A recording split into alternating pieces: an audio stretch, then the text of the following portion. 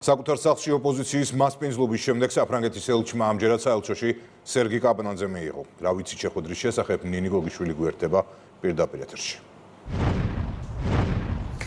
პოლიტიკიდან არასამთავრობო ორგანიზაციაში გადაბარგებული და მაინც პოლიტიკურად აქტიური სერგი კაპანაძე დღეს საქართველოში ახლა დანიშნულ საფრანგეთის ელჩს შეხვდა.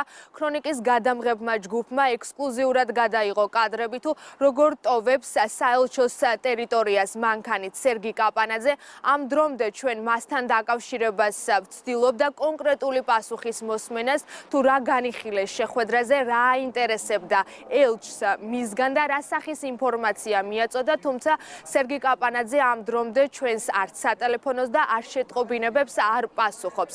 არადა ეს კითხვა არის საკმაოდ მნიშვნელოვანი განსაკუთრებით იმ ფონზე, როდესაც ახლა მაყურებელი ხედავს კადრებს, რომ სერგი კაპანაძე სწორედ იმ არასამთავრობო ორგანიზაციების გვერდზე დგას, რომლებიც მხილებულები არიან მხილებულები არიან საპროტესტო აქციების წახალისებასა თუ ორგანიზებასა თუ დაფინანსებასა. ჩვენ ამ დრომდე ველოდებით პასუხს ასევე საელჩოსგან კონკრეტული კითხვით მიმართეთ ოლივიე კურტოს თუ რატომ დაინტერესდა ის სერგი კაპანაძესთან შეხვედრის და რა სახის ინფორმაციის მიღება სურდა მას სერგი კაპანაძესგან, თუმცა ამ დრომდე არც საელჩოსგან მიგვიღია ოფიციალური პასუხი. სანამ მხარეების მხრიდან განმარტებებს ველოდებით, მანამდე მაყურებელს შევახსენებთ, რომ ეს პირველი შეხვედრა არ არის.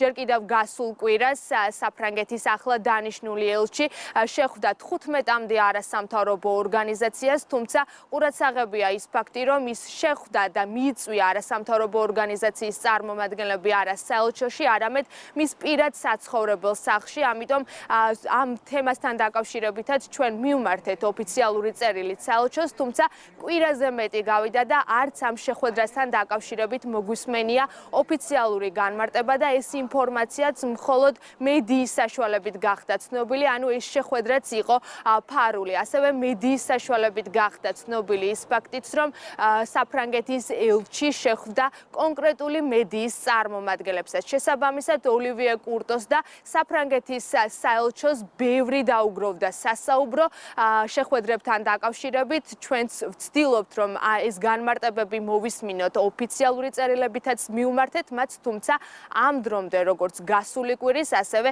დღევანდელ შეხვედრასთან დაკავშირებით საელჩოსგან არაფერი მოგვისმენია. მადლობა ნინი, ეს ნინი გოგიშვილი იყო.